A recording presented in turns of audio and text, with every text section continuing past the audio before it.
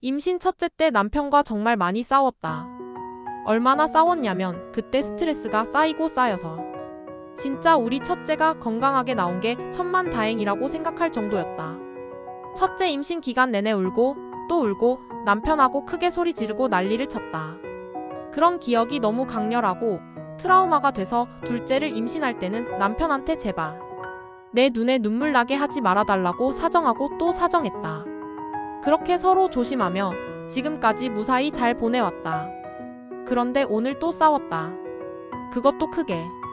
현재 나는 둘째를 임신한 지 13주째다. 입덧도 슬슬 잦아들고 몸도 좀 편해질 무렵이지만 여전히 몸은 무겁고 큰애는 이제 막 3살이라 손이 많이 간다.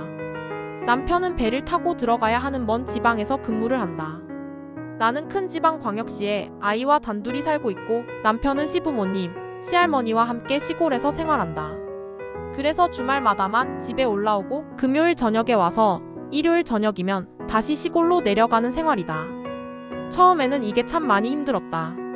그래도 이제는 익숙해져서 그럭저럭 지내고 있다. 첫째 아이를 혼자 키울 때는 정말 힘들었다. 아이가 태어난 지 얼마 안 되었을 때는 새벽마다 눈물을 흘리며 혼자 수유를 했다. 그럴 때마다 남편에게 전화해서 도와달라고 힘들다고 하소연하고 싶었지만 남편이 고생하는 걸 아니까 배 타고 2시간 거리에서 올라오는 게 얼마나 힘든지 아니까 참고 또 참았다. 그래서 지금까지 단 한 번도 남편에게 힘드니까 와달라고 말한 적이 없다. 대신 친정이 가까이 있어서 급할 때는 친정 식구들이 도와줬다. 평일에는 없는 남편 역할을 친정이 대신해주는 거다. 그래서 나도 평일 동안 잘 버틸 수 있었다. 그런데 오늘 정말 오랜만에 크게 싸우고 말았다.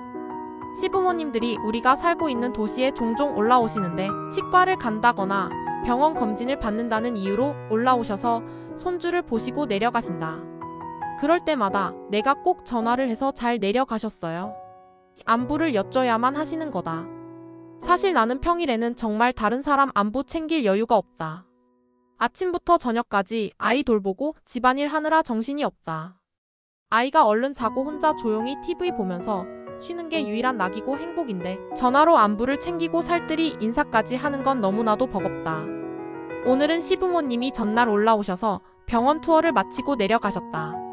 그런데 하필 남편이 허리를 삐끗해서 연차를 쓰고 병원을 갔다. 아이 어린이집에 보내고 남편 따라 병원도 가고 보건소도 가고 장도 보고 오랜만에 남편과 단둘이 평일 데이트를 하는 것 같아서 기분이 좋았다. 그런데 저녁 식사 시간 큰 시누이가 남편 폰으로 전화를 했다. 엄마 아빠 내려가셨는데 도착했냐고 왜 전화도 안 해? 엄마가 서운하다 하시잖아. 나도 그런 얘기 들으니까 기분 안 좋다. 너도 그렇고 내 와이프도 그렇고 좀 알아서 전화해. 이 말을 듣고 남편의 표정이 확 바뀌었다. 입이 삐죽 나온 남편이 너무 신경 쓰여 물어보니 내가 옆에서 다 들었잖아. 이걸 꼭 내가 말해줘야 알겠냐? 하며 날카롭게 말했다. 이 순간 나는 너무 서운해서 울컥 눈물이 났다.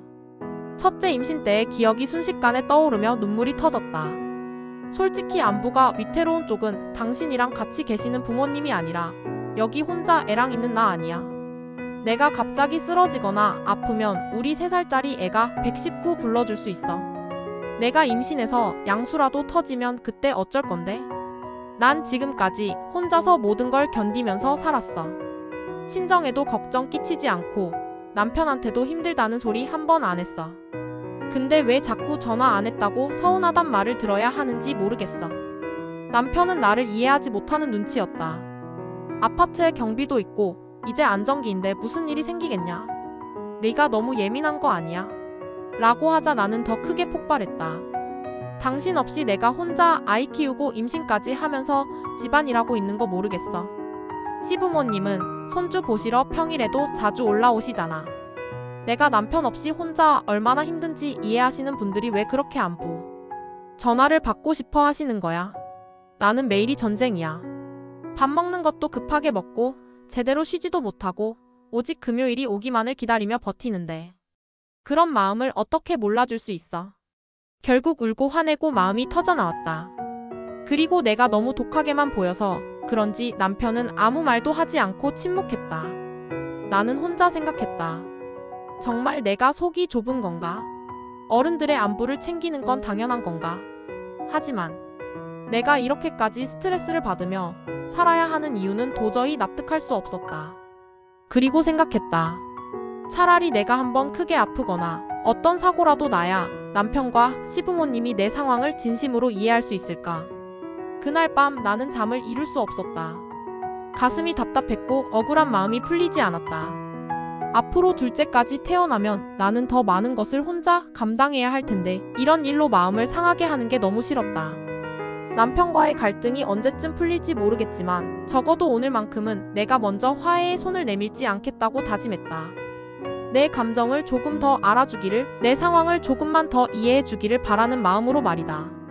해시태그 임신, 해시태그 둘째 임신, 해시태그 독박 육아, 해시태그 시댁 갈등, 해시태그 가족 갈등, 해시태그 현실 육아, 해시태그 임신 갈등, 해시태그 부부 싸움, 해시태그 육아맘, 해시태그 임산부 일상.